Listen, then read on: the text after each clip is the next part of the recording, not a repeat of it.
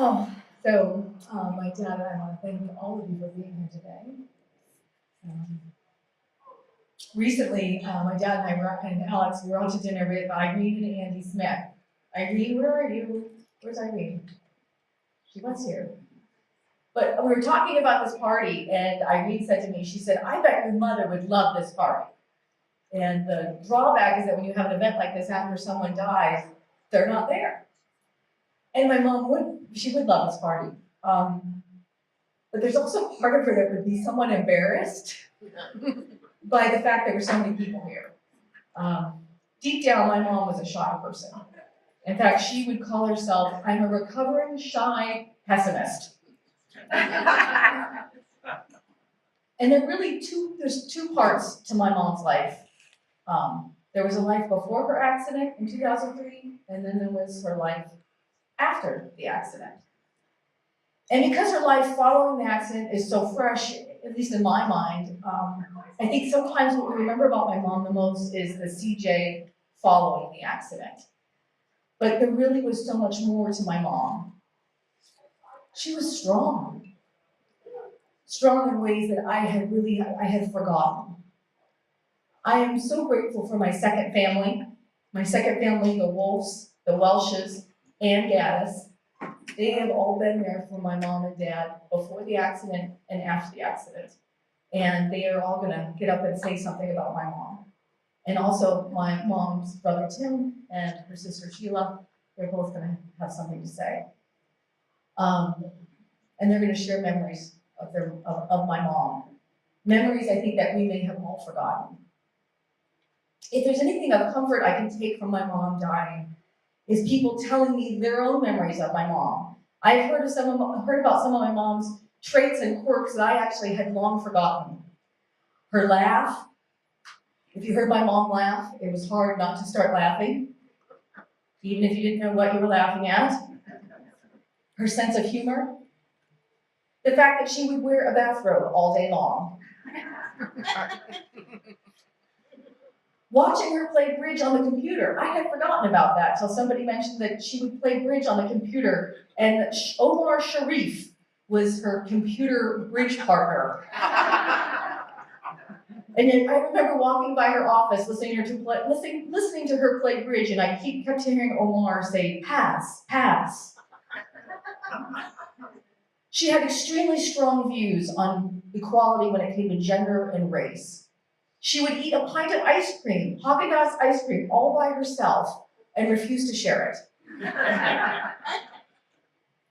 Activities that I enjoy today, activities like working out, traveling, eating out, shopping, these are all things my mom introduced me to.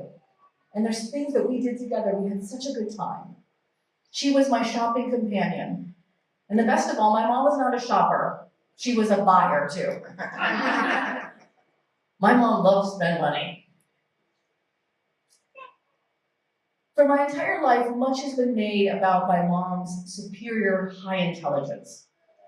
She qualified for Mensa, which is the International High IQ Society. My mom was the smartest person I know, except maybe for Shaq.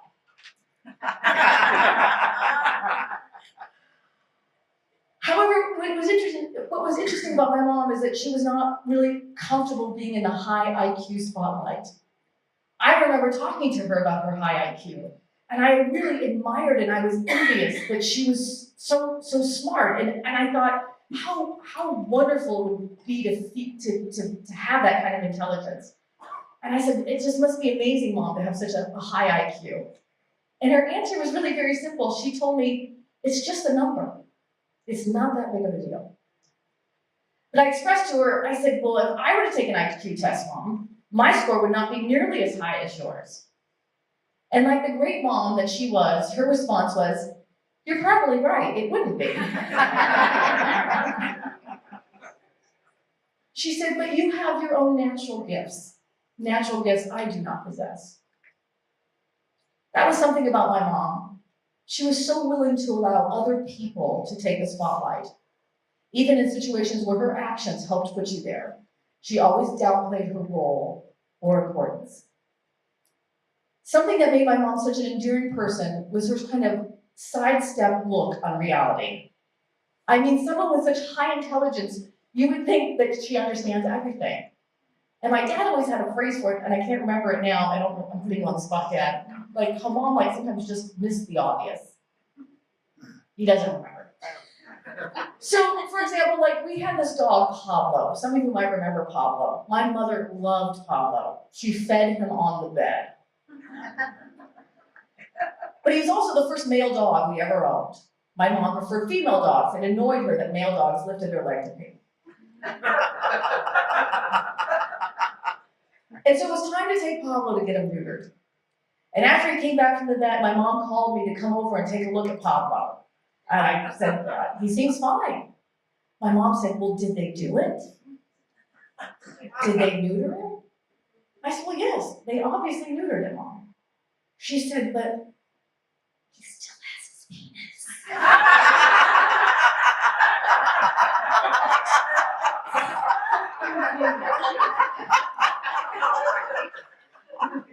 Oh my God.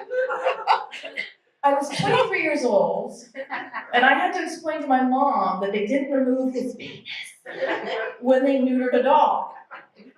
It did explain to me, though, why my mom never wanted my dad to have a vasectomy.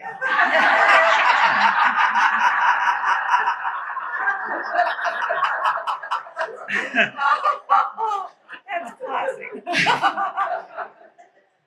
For me, what I remember most about my mom and hold close to my heart is her ferocious sense of loyalty. She stood behind the people she loved like few people I have ever known. You could not have anyone stronger in your corner than my mom. If someone wronged you or upset someone she loved, that person would become her enemy forever. I remember times when my dad said, CJ, let it go. That happened 20 years ago. She said, I can't let it go. They hurt you.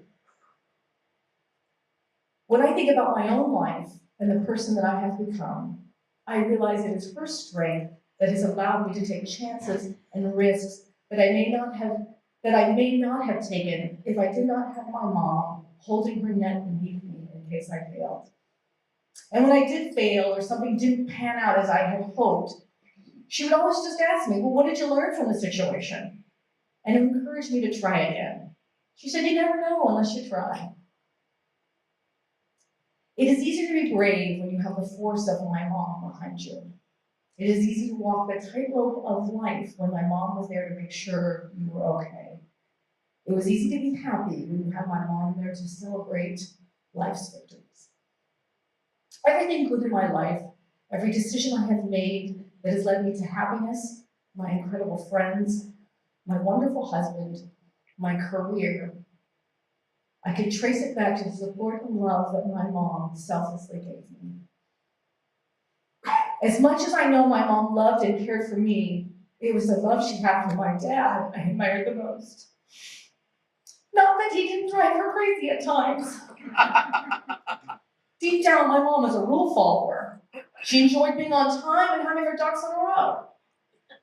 My dad's life philosophy is, I didn't make the rules, so I don't have to follow them. And if my dad arrives 20 minutes late, he thinks he's almost early. There have been occasions where I would show up at events, I'd see my mom, I'd say, Mom, where's Dad? I don't know where your father is. I wasn't gonna be late. My mom's love for my dad was so deep, it seemed to have no end. The relationship is something I've admired and hope to duplicate in my own relationship with my husband, Alex. Periodically, Doris Lawson, my friend Margaret's mom, would call my parents when she had a foreign exchange student she needed to place. I don't know if this is a compliment to my parents' parenting skills or that Doris was just that desperate.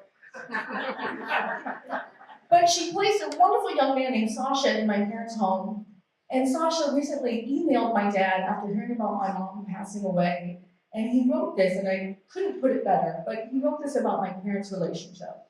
He says, Sasha, for me, the two of you were a role model for true love.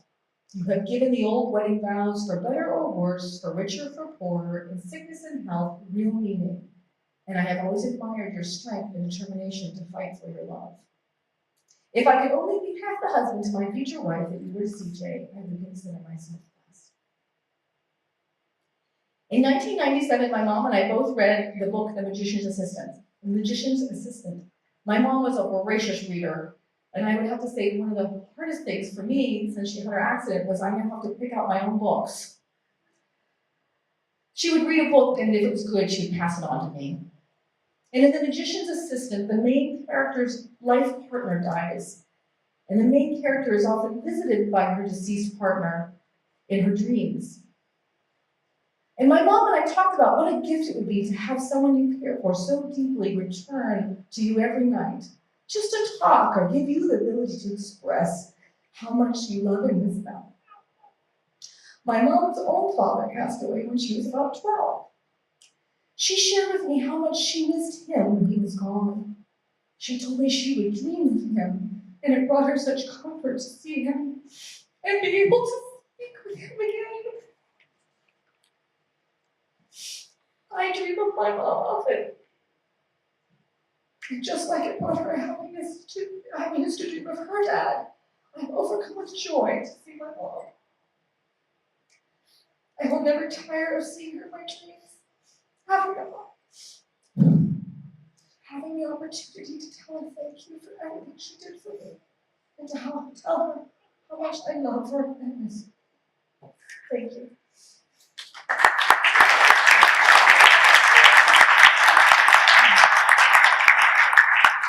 I held it together better than I thought I would. So now I get to invite Sheila. Where's Sheila? There's Sheila. This is my mom's sister, Sheila. And Sheila has things to say.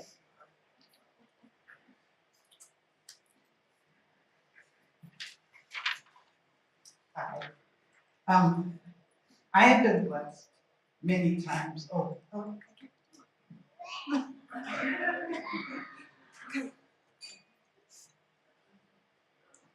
I've been blessed many times over in this life, and doubly blessed because CJ was my sister and my friend.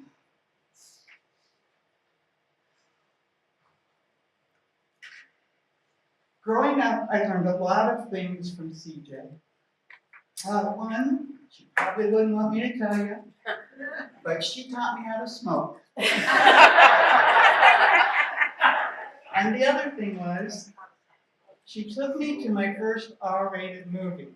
I was too young to see it, and I never told her, but it haunted me for years.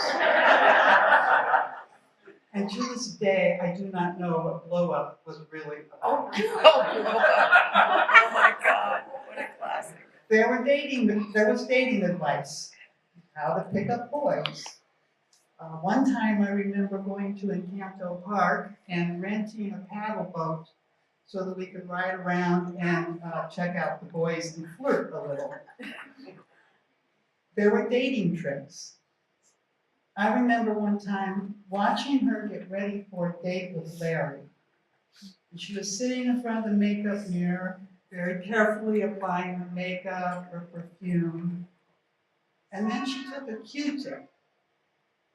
She dipped it in rubbing alcohol, and she proceeded to wrap it and wipe it all around her ear. And I was very puzzled. I said, CJ, what are you doing? She said, Larry loves to nibble on my ears, and I want to stop it.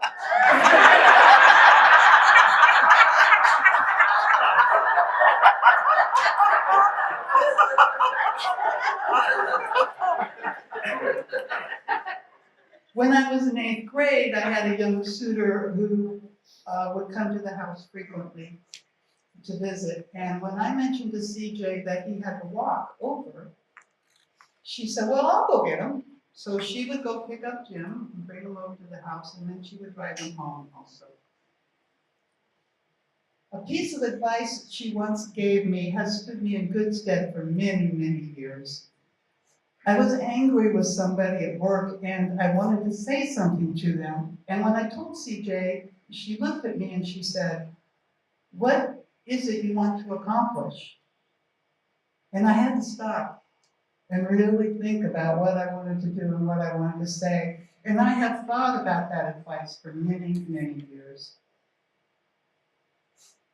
So years passed, and CJ was always there for me. When Adam was born, she was there to help me take care of him by taking care of me. As a single parent, she helped me purchase my first home. I walked you through the process. Many of you know CJ was a ferocious reader. You can also mention it. And while she is not directly responsible for my love of reading, she certainly nurtured it. Today, I volunteer at the used bookstore in Cave Creek, and I'm reminded of CJ constantly. Many times, a customer will ask me if am I familiar with this author? Have I ever read this book? And I can say yes, because of CJ. Over the years, there were countless hikes, art festivals, and concerts. Later, I was blessed to be able to travel with her and Larry and Megan. A wonderful trip to England, where hiking through the Lake District, she coined the phrase BTV, or breathtaking view. A once-in-a-lifetime opportunity to hike to Machu Picchu was unforgettable. I have one last memory, one last image I want to share with you. I think it was the early 90s. I'm at CJ and Larry's house, and they're listening to Bonnie Raitt.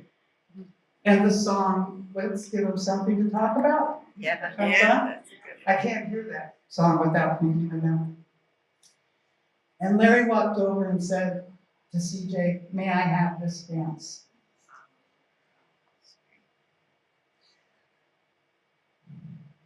And perhaps you've seen that. A couple who are very in tune with each other, dancing, and they were just so perfect together.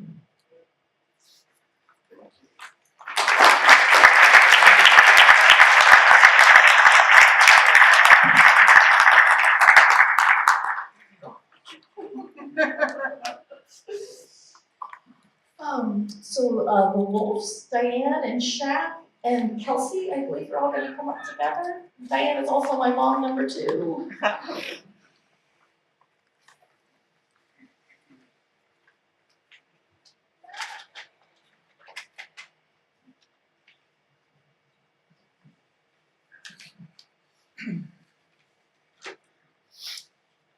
I'm Shaq Wolf, and here with my wife Diane and daughter Kelsey. We've been friends with the Johnsons since the time Kelsey was 6 months old, about 32 years now. Diane will tell you about how we met, and Kelsey will share some memories. I love CJ. We had so much in common. We were both voracious readers, the same word that you used. We loved to trade books and talk about them and the authors that we followed, and she read a lot of books, and I read a lot of books, and it was just a perfect match. We loved language and words, and we liked to talk about them, and we enjoyed using words whose meaning was just perfect for the situation. The Wolves and the Johnsons started spending New Year's Eve together when we first met, and we continued all the way to the end. CJ and I were the party planners. We took turns each year picking a site in a restaurant, mostly in the valley, several Sedona trips to Grand Canyon. There's some dispute among us whether we went to Santa Fe or not. Old timer memory. And our home in Burnsville, North Carolina on the Millennium. And then once Larry got CJ to the nursing home, we picked up again in CJ's room with the usual suspects. Ed's going to tell us about that. Then we continued at the Johnson Party Palace on Troy. And CJ loved planning parties. She was just an extraordinary host. And these New Year's gatherings were a chance for her to plan a party just for us. She took magnificent pleasure in it for those 17 years. And we always had a grand time. We relished the tradition and we rejoiced in each other's company. CJ was one of the brightest and the sharpest people I've ever known. Megan talked about her conventional intelligence, but the thing that struck me most was her emotional astutness. CJ had such a strong moral compass and such a deep sense of loyalty. She saw people clearly. She had a way of understanding people and relationships and situations that was so insightful. It just wowed me. She was the person that I went to when I needed counsel, and she always had wise words. I really miss that. She also had a great BS detector. And I've been known to talk about anything at length, truthfully or not. We went to see Titanic, and we were looking at the ship model in the theater lobby afterward. And we got to talking about the number of titans of finance and industry that had gone down with the ship. And so I started extemporizing about how the loss of all those people at the same time had caused the Great Depression. I was going on about that. Pretty quick, CJ says, "Sha, Titanic went down in 1912, Great Depression was 1929. I enjoyed making things up. CJ enjoyed catching. And I cannot finish without expressing my gratitude to Larry for giving us 15 extra years with CJ. Through his love and dedication and never giving up, we all got to have those extra years. And I'll always be grateful.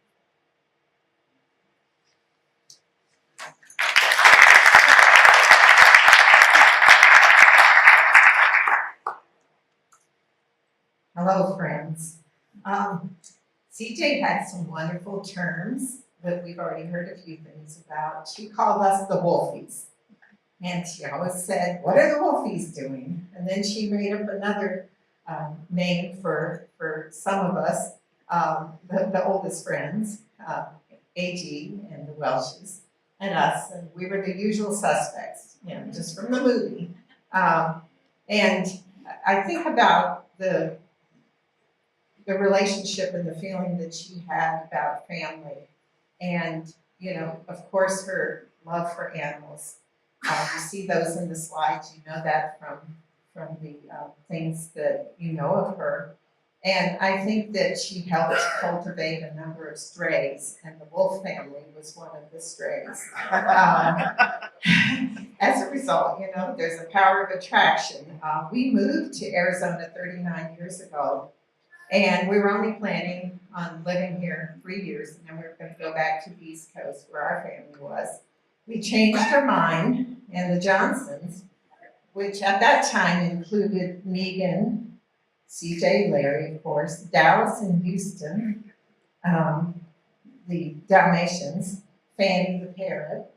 And so we became their new adopted primary family. Or, wait a minute, they became our adopted primary family.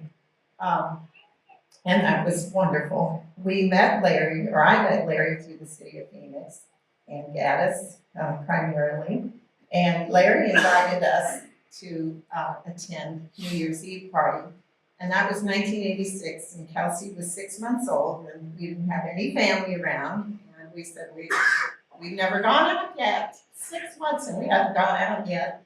And they said, well, bring her. And we said, really? And they said, yeah. And so we brought her thinking we would only spend an hour or two. And CJ just insisted that we put her in the the back bedroom, their bedroom, and she would be able to sleep on their bed and they would bolster pillows all around it. And we said, really? And sure enough, it worked. And that was the start of a wonderful friendship. Many of our experiences together revolved around food, parties, adventures, hiking. And so those are a lot of the things that I thought about. The traditional holidays expanded from New Year's. And Larry, I think we only missed 2 times for Thanksgiving. One time you went to London, you and CJ went to London, and another time was last year.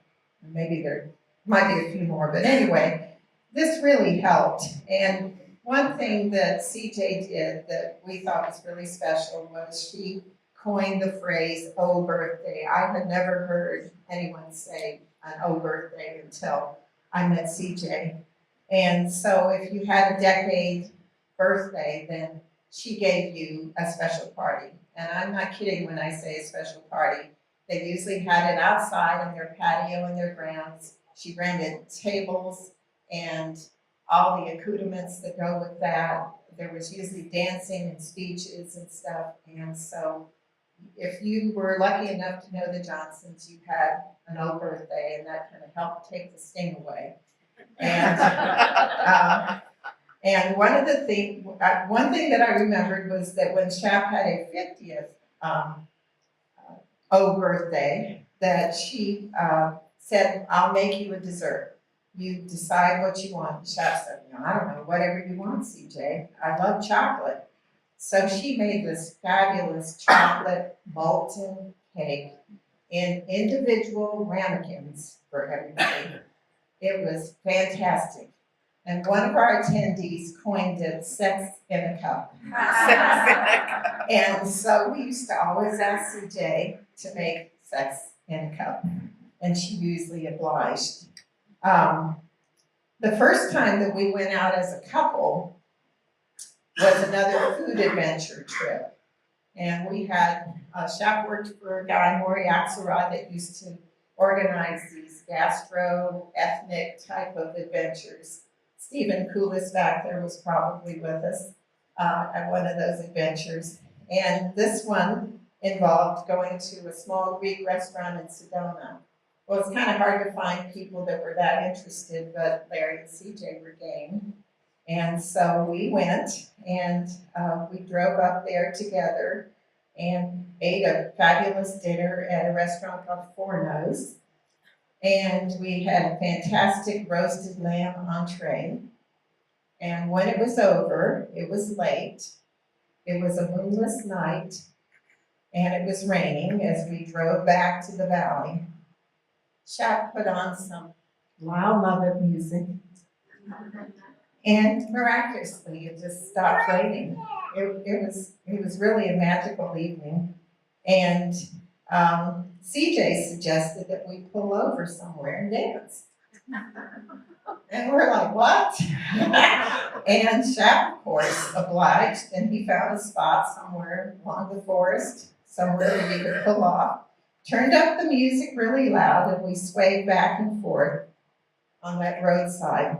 I will never forget the smell of juniper berries, the sound of raindrops lingering on the trees and the branches, the wonderful Lyle Lovett music, and the dancing. It was very romantic, and we remained best friends after that. That was really the pivotal point of our relationship. CJ and Larry included us on most of their adventures.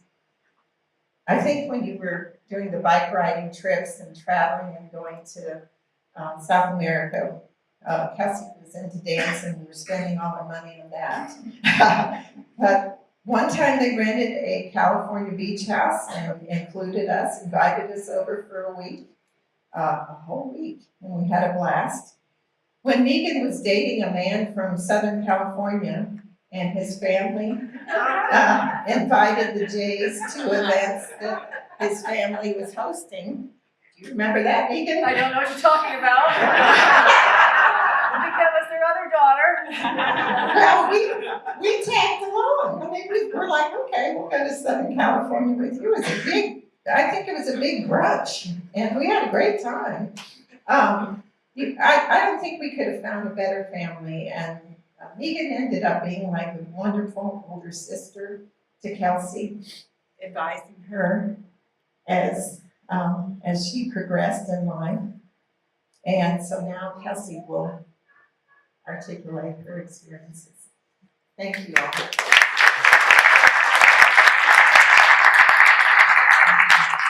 So as my mom said, I'm an only child, and CJ was like an aunt to me. So therefore, Larry's like an uncle. And as my mom said, Megan is like the funny older sister I never had. And my favorite memory of CJ is on December 31st, 1999, New Year's Eve. We decided to spend it at our cabin in Western North Carolina, Wolf Den. And we started the night out at our favorite Chinese food restaurant. And we came back, and they charged the 14-year-old me with dessert. So I shooed everyone out onto the deck, and I went and set the scene. I went and grabbed some Breyers vanilla bean ice cream out of the fridge, and some Hershey's Finest chocolate syrup in the fridge, and the Pepperidge Farm mint Milano cookies in the pantry, which I might add I brought today, and my son is very much enjoying because I realized that he had never experienced them before. So I started scooping ice cream into the plates and drizzling the syrup from way up high, became very fancy, breaking up the cookies and sticking them into the ice cream. And I was very proud of myself and brought everyone back in to see my creation. Everyone was very polite and enjoying it, and but there was no sex in the house. And as I was telling my husband the story last night, I had a flash, and I had a memory of CJ going, taking a scoop and going, I can picture her closing her eyes, really chin forward, And I knew that she did that so elaborately because she knew what it meant to me, that she appreciated the work that I did. So flash forward to today, my husband and my son haven't known CJ but in a wheelchair. And I'd like to think that one of the legacies that she leaves behind is deeper empathy for people with disabilities. Because I know for myself, even someone who I thought of myself as being inclusive and empathic, you never know what brought someone to that situation. And certainly in CJ's case, you never know their intellect and their wit. So I'd like to think that when Bennett meets someone in a wheelchair, he will think of CJ and he will be a friend to him. Thank you.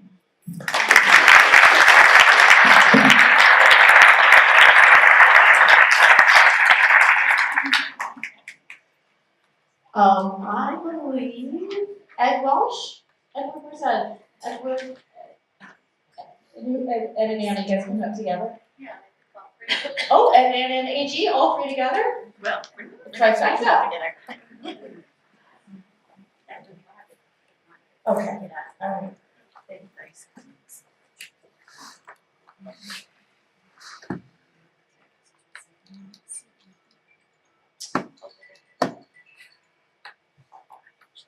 Listening to everyone, remembering Christina.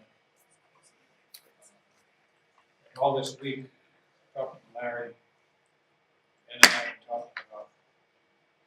we've been talking about all the years together. Larry and I met working at the state hospital in the early 70s. And that's when we met Christina. My earliest memory is going over to your house. Chris had a terrible cold, and we were going to go out to dinner that night. And so you hadn't called or something, and said, well, we can't make it because Chris is cold. So you, never wanting to miss going out anywhere, said, well, I'll make some spaghetti, we'll just take it over to their house. So that's what we did.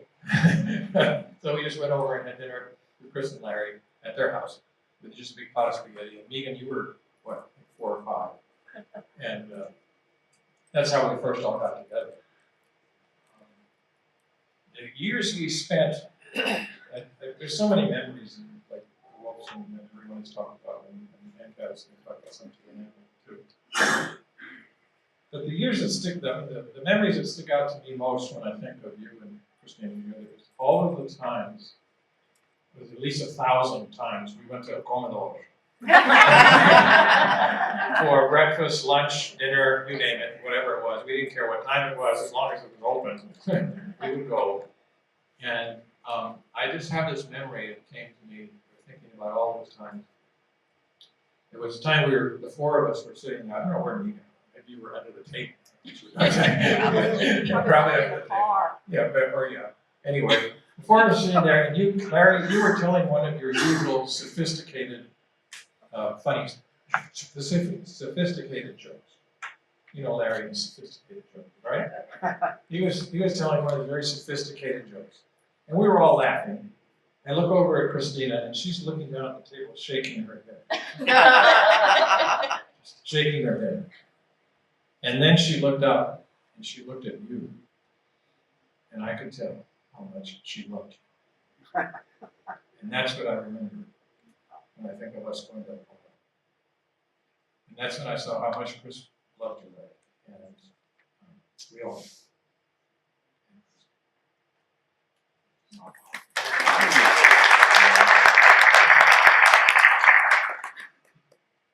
Well, we met in 1974. Ed and Larry worked together. And it was a couple of years later that CJ and I were taking classes at ASU, and we were driving together. And one thing about Chris, she was impatient, and I would be having a heart attack because she was yelling and cussing at all the drivers. But we would get there and we would meet for lunch, and we would have usually avocado and cream cheese sandwiches, and we'd be sitting there, and I was just thinking how lucky we were to be friends.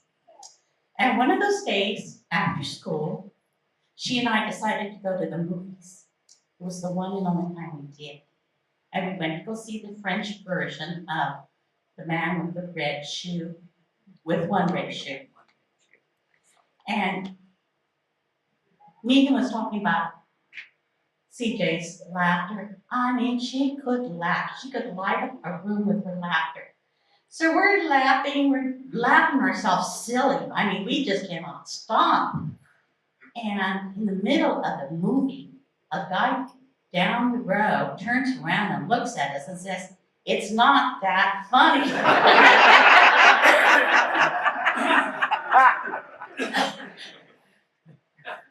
After her accident, I'm always talking to people about their dreams, because I have a lot of dreams. I think they tell you about your past, your present, and your future. And she hadn't had the accident, probably had been about a year. And one day they come over to our house. Larry and I think Ed and Larry were doing something at the house in front of there. And I'm sitting in the van with CJ, and I asked her, "Do you ever dream?" And she said, "Yes." I said, "Well, what do you dream about?" And she said, "I dream I'm running." Now, CJ was not a runner. I mean, she hiked and she rode bikes, but I didn't know her as a runner. So I don't know what that dream meant. But recently, after Chris passed, I had another dream about Chris. And in the dream, I'm sitting next to her. And she says to me, "Tell Larry." And darn, she didn't finish. So I don't know what I was supposed to tell Larry. But maybe it has something to do with running in her future. Thank you.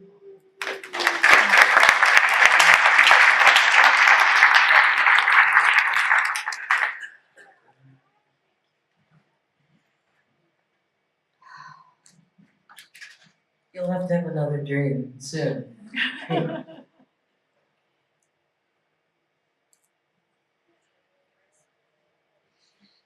Hi, I'm Ann Gaddis. Oh, brother. This is gonna be a little hard for me because I'm a pretty blue, the color blue person who's emotional. And when I think of CJ and how much I loved her, it's hard for me to think about some of the memories. And so I'm gonna focus on when we were first became friends and before her accident. I met CJ through Larry. Larry and I worked together at the state hospital. He was in the state hospital and I was working he was only here for a couple of years, so okay.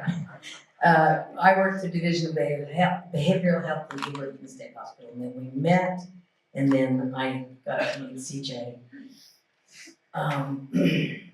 CJ was a very smart, wry, funny individual who loved a good laugh. I think several people have said that. I want you to take a minute, if you remember CJ, and remember her delightful, cackling laugh. Do you remember? It was just fabulous. Every once in a while she'd snort, and she just had the most fabulous laugh. And I also want you to pay particular attention when the pictures come back on to how many of those, what a wonderful slideshow Larry developed. And it just showed just the richness of CJ's life. And I want you to look particularly at those pictures and how many times CJ is smiling and laughing. She just really could do it. I mean, she could be a real serious person, but she also had a wonderful sense of fun. She was always looking for the joke, whether it be about you or somebody else or herself. She's always looking for the joke and the pun. Actually, CJ and Larry are the masters of the pun, and I've always appreciated that. CJ was one of my best friends, and we spent a lot of time discussing really everything. CJ and I spent 1 year almost every weekday talking on the phone. She was supposed to be working as a real estate agent. I was supposed to be working as a freelance trainer. So what we did instead is almost every day of the week, we talked a lot on the phone for the entire year. We talked about everything that was happening in the world, in our individual lives. We probably talked a lot about a lot of you. You know, we just spent a lot of time talking. Each day we would also individually watch Phil Donahue. Now, for those oldies, anybody remember Phil? Let me see your hands. Oh, you do. There are a lot of old people here, aren't there? Okay, you remember Phil Donahue, the, what was he, talk show host? Okay. And we watched Phil Donahue in our separate homes. We watched Phil Donahue and then we talk about it on the phone and we discuss it. And then whatever the issue was. Now, I'm not sure what Larry and my husband at the time, Alex, was doing during that time, hopefully supporting us in a good fashion. But we did spend the entire week, what am I talking about? An entire year talking about the current issues. And that was a choice year. Of course, then we went both on to actually do some work and had careers, but we had just a little break. And I think that was before you came to see me in New York? Or after? Okay, because then my husband and I went and lived in New York for a year. He was on sabbatical, and they came, Megan and Larry and CJ came to visit us, which was so special. Alex, my husband at the time, taught us how to play bridge, and CJ especially loved it. As the time went on, her interest and skills really took off, and soon she was playing competitively, at times with Kernan and Angela, her mom. She was really a formidable player.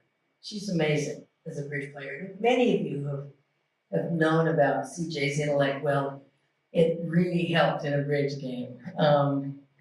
With her bridge acumen, she left us in the dust, meaning the two couples, Larry and Alex and I, but especially me, she left in the dust. Well, maybe you too. I don't know. I don't know, I shouldn't say that.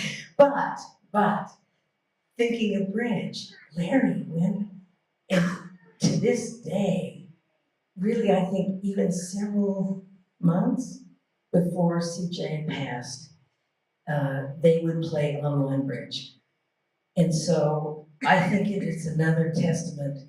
Many people have mentioned, several people have mentioned this, but the amazing care that Larry took of CJ, because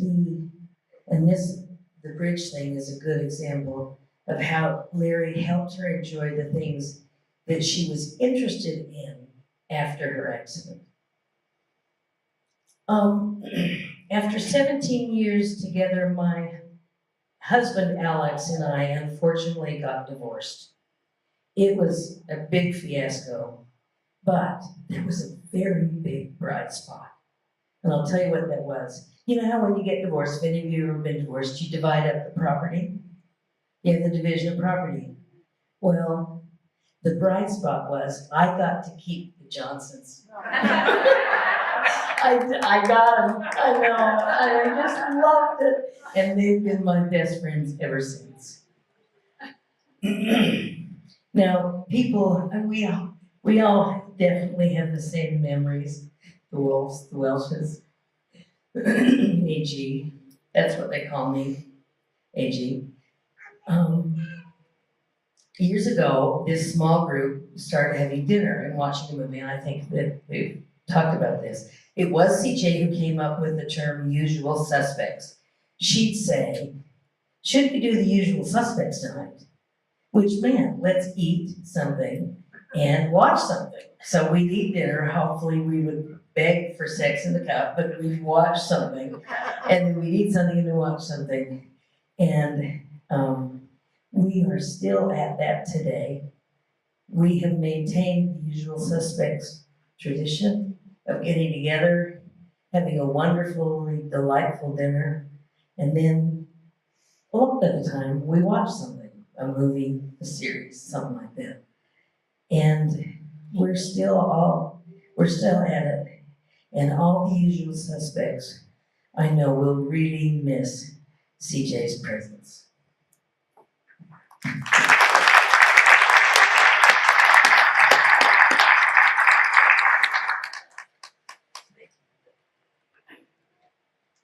And I believe Tim, my mom's brother Tim, has something to say too.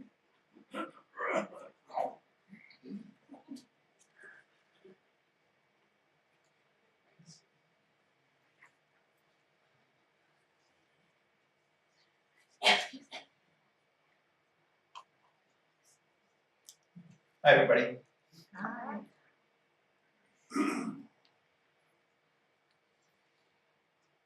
As Megan said, my name is Jim Roman.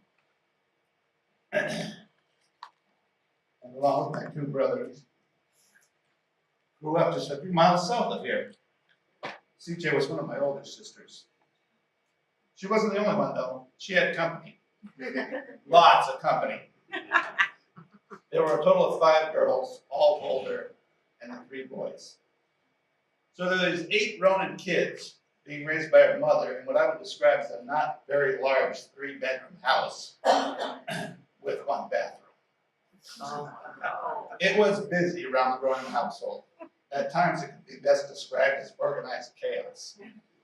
Perhaps that is why I don't recall a lot of the details of my early years. sisters. I remember some of the big events, just not the particular players necessarily. My theory for this is that's what happens when you grow up with 5 older sisters. My most vivid early memories of my sisters involved their weddings.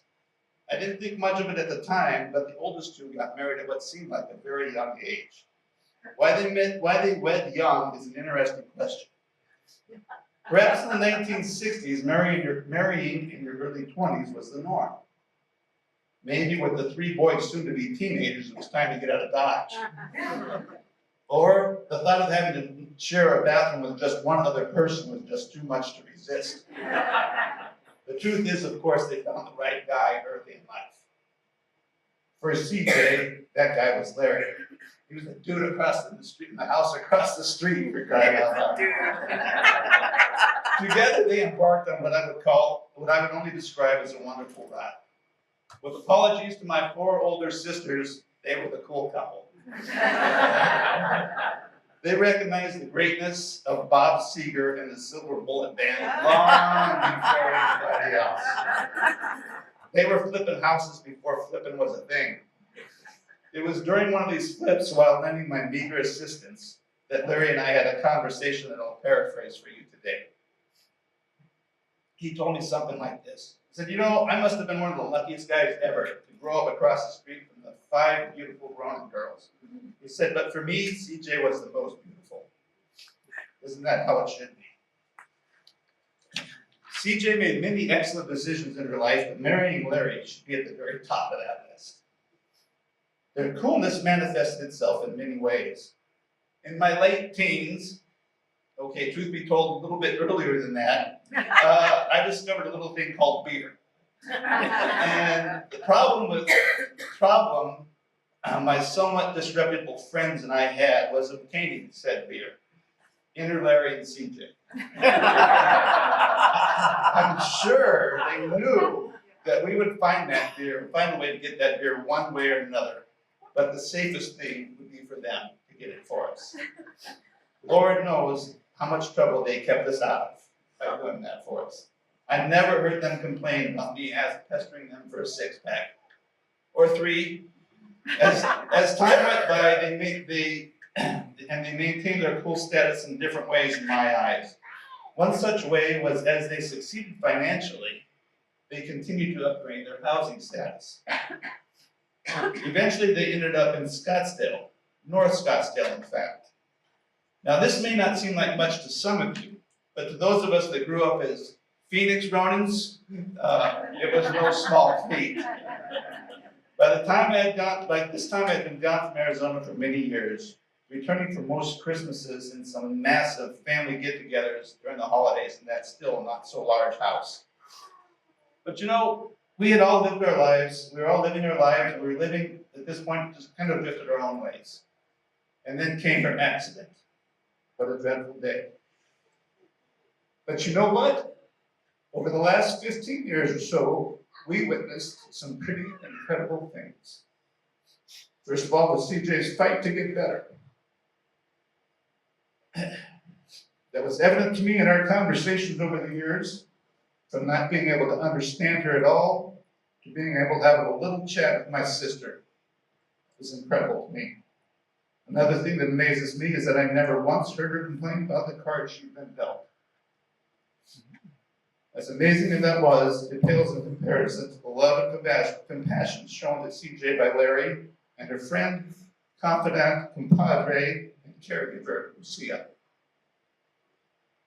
To both of you, thank you, although that doesn't seem to cover it. So now my mom has a bridge partner, and I'm down to 4 older sisters, which is incredible. But 5 was way, way better. Thank you.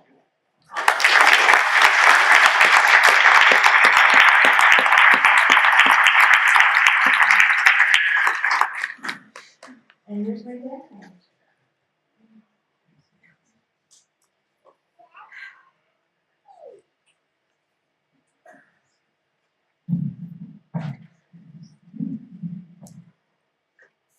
Please bear with me a moment.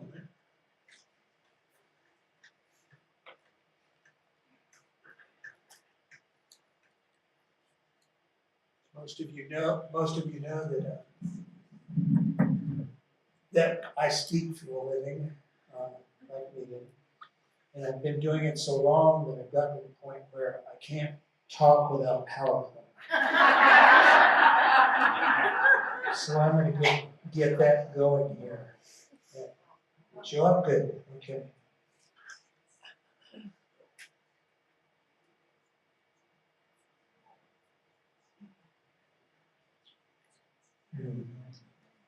So I thought I'd start with a little history. This is 1939. And Furman Ronan, who was out here from Iowa with his brother Charlie, somehow met Angela Worth, and they got married. This is on the steps of St. Mary's Church downtown, I think, right? Yeah. And if you look at Angela, you could get an idea of why the Ronan girls were all so beautiful. Yeah.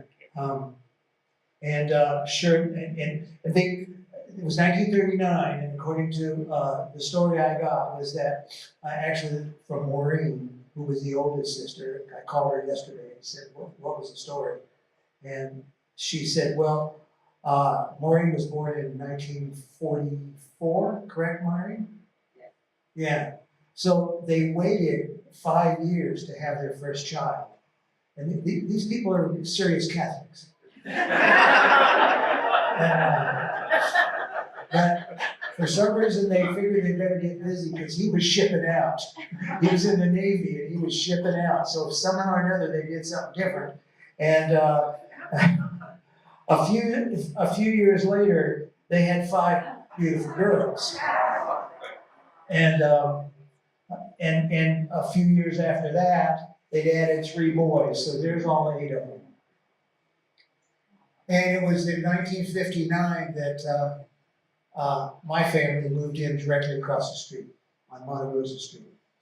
And it didn't take me long. I was at 13 at the time. It didn't take me long to check out the fact that there were beautiful girls across the street. Now, 2 of them were way too young for me, Bridget and Sheila there. But the other 3, or 4, was it 4 or 3? The other 3, yeah. I definitely took notice of, but I gotta tell you, I got swept away by that one.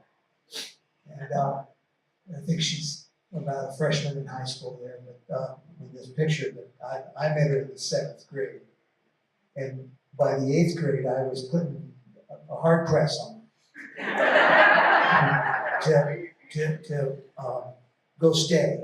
But she couldn't resist. Because, she was being courted by the Frommers.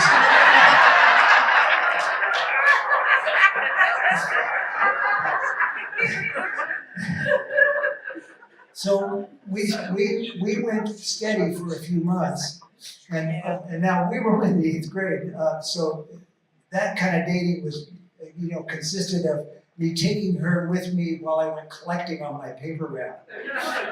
And remember this? Having somebody ride on the handlebars of your bike, that was common practice. Can you imagine that today? And we didn't even have helmets on. And then in the middle of the summer, she went to California to visit her cousins, Ted and Mary. Yeah, and over there she must have met, I understand she met an older man. He was 14. And when she came back, I couldn't compete, and so I got dumped, which caused some kind of, uncomfortable feelings. That's awkward. And we lived right across the street from each other. Now, I went to Camelback High, and she went to Xavier, and so we'd get rides to school in the morning, and our rides would come, friends come by in their cars, and CJ and I would have to stand directly across the street from each other and not look at each other. And just ignore. And we did that for 4 years until we went off to college. And when she came back from college, I noticed her out in the front yard one day, and I thought, well, I don't have anything to do. Maybe I'll go talk to her anyway, even though she dumped me 4 years ago. And we did. We talked, and And so we went out that night and we started dating. And kind of the rest was history. After that, we became an item. And I kind of fell head over heels. Now, this was in 1968. We're at a party. This is, that's me in the middle with all the hair. And that's CJ to my right, to your left. And you notice she's wearing a poncho? Yeah, kind of a macrame hanger that we wear. Yeah. We're good, are we good? Oh, okay. So, we got busy, got married. We got married after that in '69. And the way I proposed to her was very modern for the time. Remember, this was the days of the sexual revolution. And the way I proposed to her was to say, "You're what?"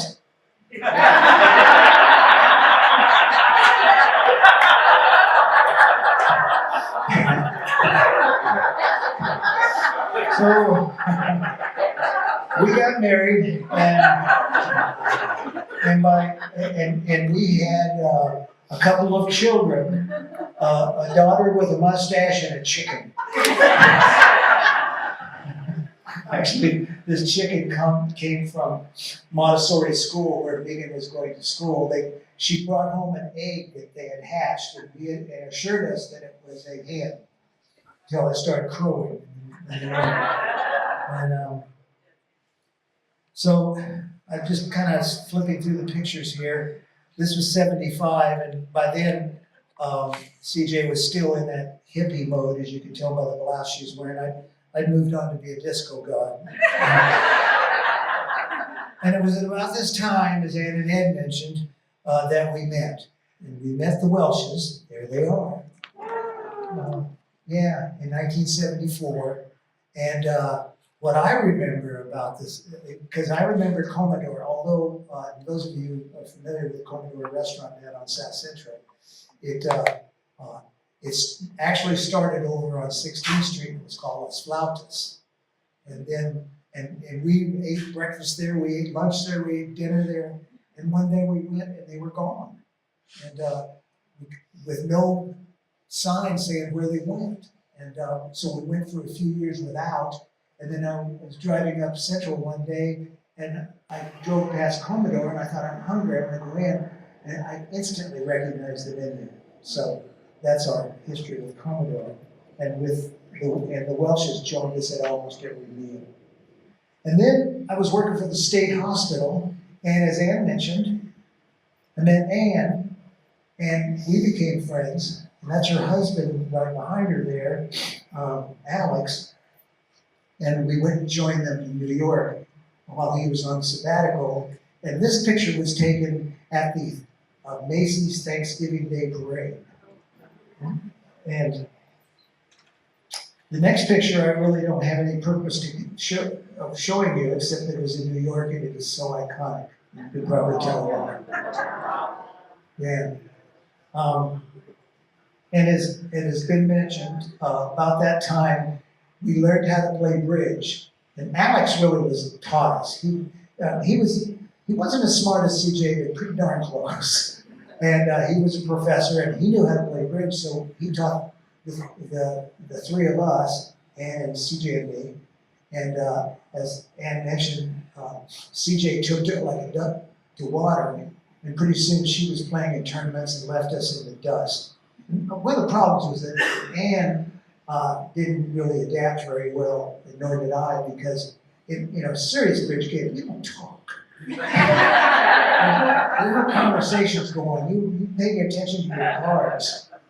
So eventually, I went to work for the city of Phoenix, and CJ went from selling real estate, which she didn't like. That's why she hung out on the phone talking about Phil Donahue all day.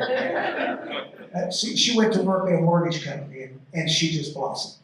She was real math-oriented and detail-oriented, and she just really blossomed in a mortgage company and became a manager of several offices of a mortgage company. And I went to work at the city of Phoenix where I met Diane, and these are the Wolves. And that's Kelsey there. bending over. About the next thing I remember that was big in our lives was that we started to get interested in outdoors kinds of things, in sports, and not so much sports, but exercise and being active. And so this is CJ and me and our dog up on Squaw Peak. After he'd been neutered. Yeah. And this is one of the famous hikes with CJ's mom, Angela. So, this is us up in Canada at a hike we took in the Canadian Rockies. And this was the hike that was mentioned earlier in Peru. I called her my Peruvian goddess. And we ended up in Machu Picchu on that. And all three of us got involved in biking. And this was an organized trip we went on in Vermont to see the leaves. Now, CJ always hated this picture. She said there's a target on my butt. But she gave me permission to use it in presentations I've been making for the last few years about her accident. And here's one of my favorite pictures of CJ biking. And this was taken in Italy, when we went on that bike ride in Italy with Bob and Lisa Phillips, who are here somewhere. And about that same time, Shap took this picture of CJ. And I want you to look at the look on her face. That is CJ to a T. That kind of a mischievous smile. Anyway, that was in 2002. As you all know, in 2004, this is she. You see, in the accident, for those of you who don't know how it happened, in 2003, on October the 11th, we were on a biking trip up in Northern California, just in the wine country. You can see the vines back there. And we got to the top of the hill, and we chatted a little bit. And Megan was with us, so she went on ahead, and then I took off. And I said, I'll meet you at the bottom of the hill, which was about a 2-mile hill. And I got there and they waited, and she never showed up. So guy drove up and said, were you riding with a woman with a red shirt on? I said, yeah. He said, well, there's been an accident. And she's up on the hill, and she's unconscious. So I went up with him. He gave me a ride up to the hill. When I got there, she was laying in the middle of the highway. There was a woman that was tending to her, who turned out to be an RN, and somebody put flares around her, so traffic didn't hit. And when we got to the hospital, she was in intensive care. The ambulance came. And it turned out she had a TBI, severe TBI, traumatic brain injury.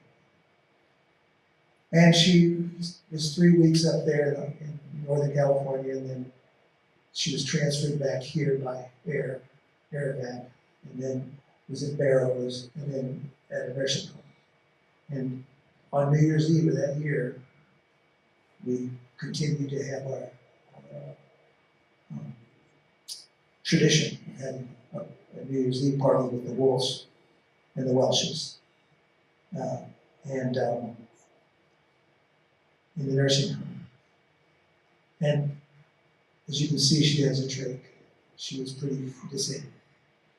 And I'm not going to go into all the stories I like to tell about the nursing home. Since CJ and I made a presentation together that I assure the healthcare audiences. I'm not here to give you that presentation. But I will tell you that when she finally was able to say something, we could understand. She'd been in the nursing home for maybe 5 or 6 months. And all she could do was sort of da, da, da, da. But I could tell that she was trying to say things. I could recognize the cadence. It just didn't make any sense. But she was trying. And there was an aide there who was just wonderful. Jasmine was her name. And I would always go over to the nursing home about 3 in the afternoon to visit her. And Jasmine would be there, and she'd say, I know you're hoping that she'll say something, but so far I can't understand a word she says, Mr. Johnson, but I know she's trying. Now, one night, she finally said her first words. And now I had fantasies that the first words would be something significant. She hadn't talked in almost 6 months. And I thought, she's gonna say something like, I love you, Larry. You're the best husband I ever had. But what she did say was, she had to wear this thing on her arm that at night to keep her from getting contractions. And she hated it. She fought us every time we tried to put it on her. So Jasmine and I were putting this thing on her arm, and she finally said her first words, which were, take that damn thing off! And Jasmine looked up at me and she said, I understood that.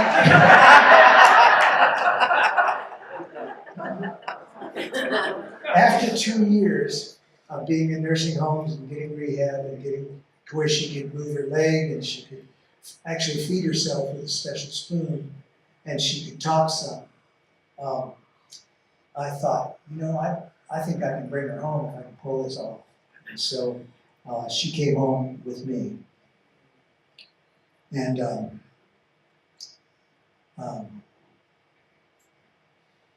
now, I was not able to do that without having prepared.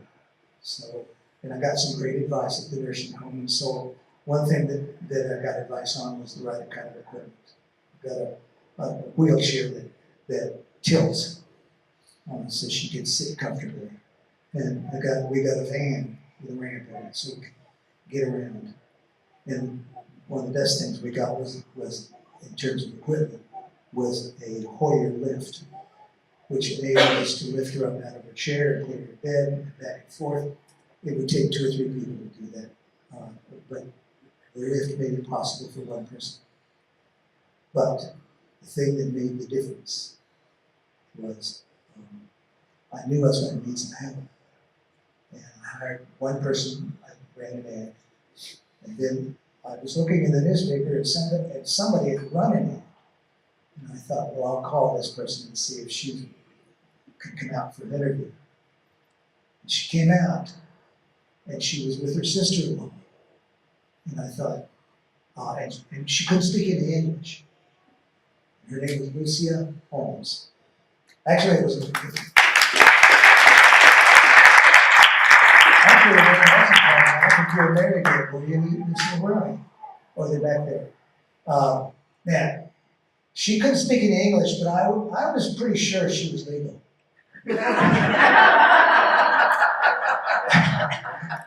And I watched her interact with CJ during that interview there at our kitchen table. And it was obvious she cared about her. She didn't take her eyes off CJ. She talked to CJ like a person. And I thought, let's give her a try. I don't care if she can't speak English. And she has been the most remarkable person you would ever want to know. And she has become CJ's second daughter. And she looks at CJ as her second mom. And she always calls CJ Punkin. She's my Punkin. And we came to love Lucia as well. And now she is legal. This is her citizenship ceremony that we all attended.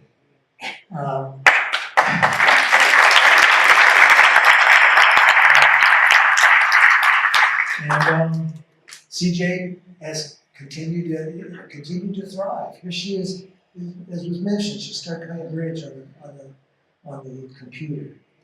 And we started trying to live a normal life. We went to theater. Here we are backstage at the theater. We entered a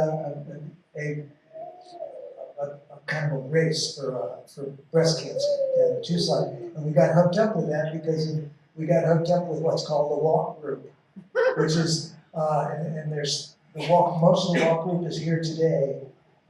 They started this group because they're mostly from the city of Phoenix, and one of their colleagues had breast cancer, so they decided to do this walk. And after the colleague died, they did the walk, and then we joined. And the next year, we did the walk, and we've been walking ever since. CJ and I did the walk with the walk group about 6 weeks ago, or just before she went into the hospital. And we go walk the canal bank, do 3 miles or so, nothing big.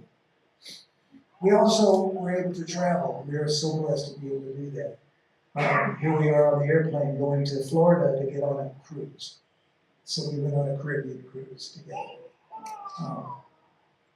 We made it a practice to eat at restaurants regularly. And here we are in Vegas at the Beatles Love Show. But our biggest adventure is Costco.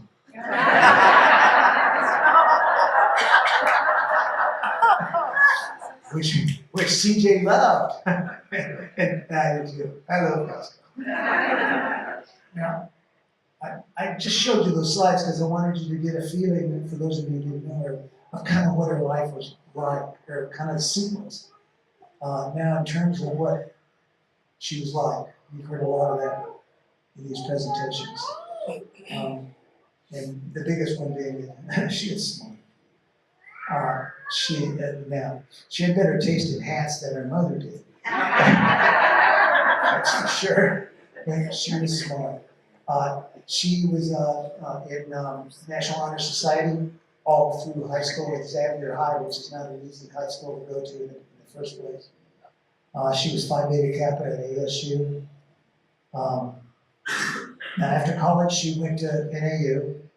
Came back after one semester. I think she had a unfortunate romantic relationship. I didn't want to hear anything about it. But I figured his loss was my gain. And she went to work at the phone company. And she worked at the phone company, starting off as an information operator. Remember the information operators? Who uses those anymore? And but given that she had this IQ, and actually she had her IQ tested, which was intimidating for me because it was in the 150 range. And that's with normal being 100. Zero. Normal being 100. I'm not a dumb guy, but I'm about 110, maybe 105.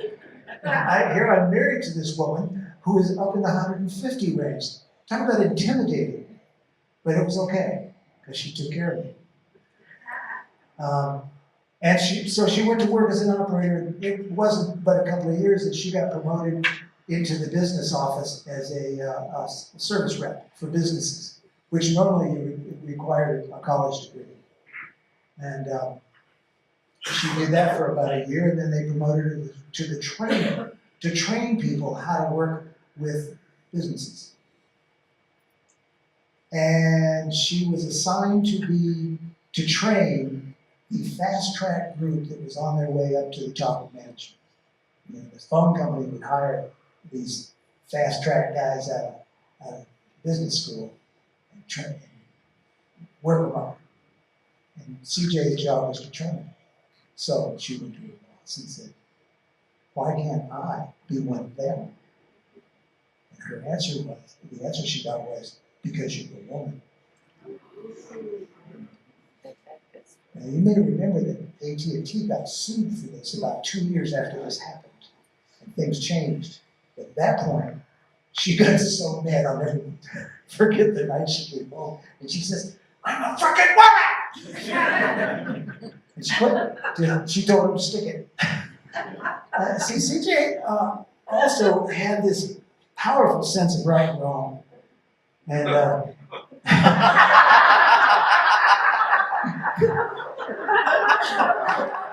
she wasn't afraid to get into a cause and speak for that cause and to back it. And many years later, after her accident, she joined us, and she enthusiastically joined us when I explained what it was about. at the Women's March downtown, the day after our president was inaugurated. She was into Gloria Steinem, Germaine Greer, Bella Abzug were her heroines. And what I remember about her was that when she took on a cause, she was so good. She was willing to stand up for it, whether it hurt or not. That was the same thing, same characteristic she had after she got hurt. She was so brave. Part of her therapy was to have to stand in a standing machine, at least 20 minutes a day. We tried to push her to a half hour, and sometimes she'd only make 10 minutes, but she'd stand there and gut it out, and sometimes she'd just pass out. It was not easy. We called it the torture machine. CJ also had this wonderful way with people. People loved her. She was empathetic. People found her interesting. She had this great way of listening to people and making them feel good about themselves. I want to read you an email I got. If I can find it here. These are all the other. After CJ got hurt, remember I mentioned she was the manager of a mortgage company. There was a woman that she had fired. The woman had, was a very good worker, was very good at her job, but her life was one disaster after another, and it just got too crazy, and CJ had to talk to her several times, and finally she says, you got a lot of talent, but I need to let you go. And so here she fired this woman. Then CJ got hurt. And I got this email from the woman she had fired. And it said, "Hi, this is Kathy. I previously worked for CJ and recently heard what happened to her. My prayers are with your family. I hope she will make it through okay. I am sorry I did not get to talk to her sooner. Please keep me posted as to how she is doing. She educated me greatly in the mortgage industry and is an excellent teacher. I greatly appreciate her personality as a person and as my boss. She never treated me as if she was above me or I was some lesser person. We've had our ups and downs, and I never got to thank her for supporting me through my career goals. I am hoping to still have that chance. Take care, and God bless you, Kathy." I don't think I've ever written a letter like that to somebody who fired me. But that was CJ. She had this wonderful way about her. She made you feel good. And I think part of that was she was just a caring, loving person. And by the way, Nick, can you recognize that little girl she's holding? And of course she loved dogs. And she was supportive. And I will never forget the way she supported me. I came home, we went to a movie. We went to see Back to the Future. And I was thinking about maybe quitting my job, but I was afraid to do it, to start what I do. And we went to see Back to the Future, and I came home and found it depressing, because who I identified with was McFly. Remember, he was Michael Fox's father, and he was kind of a loser and never realized his dreams. And we came home from that movie, and I went out for a walk, and I thought, God, I'm going to be McFly. And I came home, and I woke CJ up, and I said, I'm thinking about quitting. And she said, why? And I said, because I think I'm going to be McFly. And she said, well, then damn it, quit. And I went, oh, okay. I thought you'd be upset. She said, no, I'm upset that you're sticking around. Get out of there. And that was CJ. She was so supportive. It was wonderful. We're going to be showing this tape. Okay. But that brings us to the last characteristic I wanted to mention. she was fun and had a sense of humor that has been mentioned several times. She,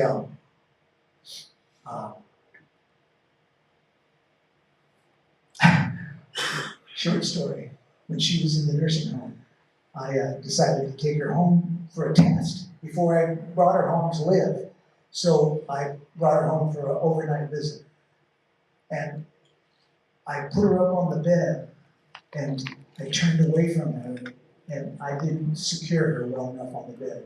And she slipped off the bed, flipped off, and the bed was right next to the window.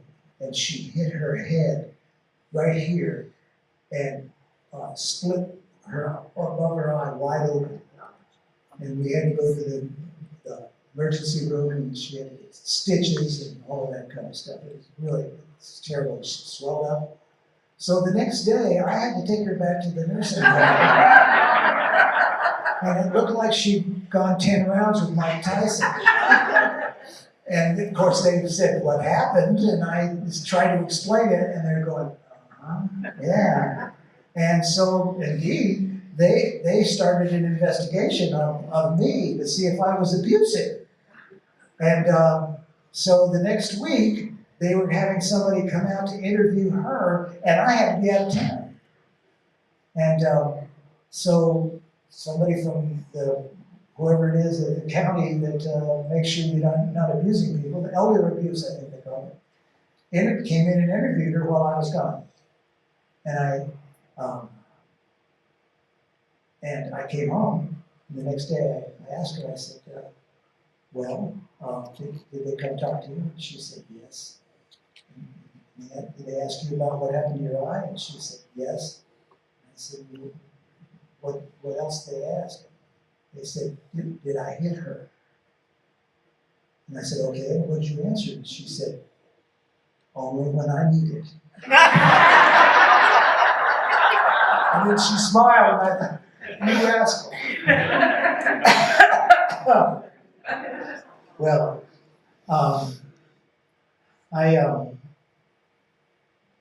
I realized that I was going to, I jumped a slide here. I'd like to go back to it if I could. Because a lot of you haven't heard CJ heard her voice since the accident. And so I'd like to play just a short clip. I mentioned that we make this presentation.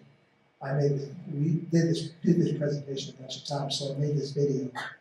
But this is right at the end of it where I think I want you to get a sense of how she communicated. We're going to be showing this tape to people who work in healthcare.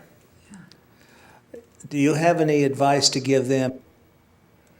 They act like the people that they care for.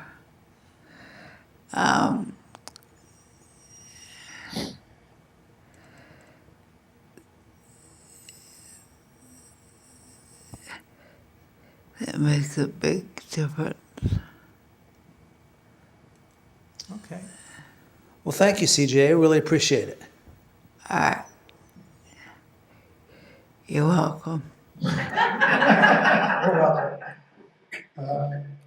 So that's how she sounded after she got hurt. And as time went on, it got harder and harder for her to understand.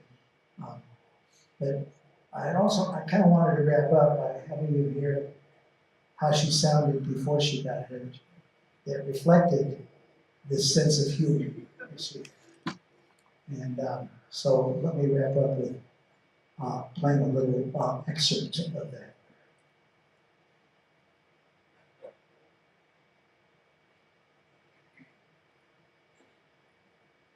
Oh, let me stop before we do that. Just a little background. A lot of you know I co-wrote a book with Bob Phillips, who's here somewhere. We, after the book was written, and the book was about speaking the truth and having tough conversations, CJ and I started generating ideas for a new book and titles for a new book. And because she had come up with a title for the book Absolute Honesty called What to Say to a Naked Emperor, which I thought was a great title, but the publishers didn't like it. So we were trying to think of a title for a new book, and one day I'm on the way home, or she was on the way home from work, and she thought of a title, and she called and left it on voicemail. So I thought I'd just play that if I could. It's your wife.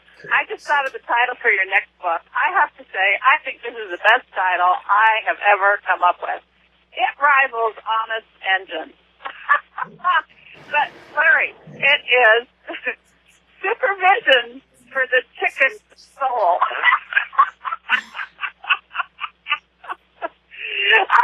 Don't you think that's the best title you have ever heard? Bye. So I guess that's about all I have to say. My neighbor who had lost his wife a few years ago, when he came over to give me his condolences, he said, "The silence is deafening, isn't it, in your house?" And it is. And all I can do is be thankful for the 49 years of marriage, 60 years of being together that I got from CJ. And I miss her every day, and I miss her the rest of my life. I want to thank all of you for coming out. I want to thank Jay, where are you, for doing the slide program. And I have an apology for me. Because you wouldn't let me go to prom, right? Yeah. Well, actually, it had to do with this snafu we had with the Wrigley. Megan did all this work to set it up at the Wrigley, and then we were going to have about 50 people. And I kept inviting people. And I'd add somebody to the list because there were all these people who loved CJ, and I couldn't say no. And she sent me an email and said, "Dad, you invited another person, stop it." So at the last minute, we had to move it over here. So I have to apologize to my daughter, and hope you will forgive me. And I hope you all can remember CJ a little better having come to the service. I know I have, just listening to everybody. Thank you so much.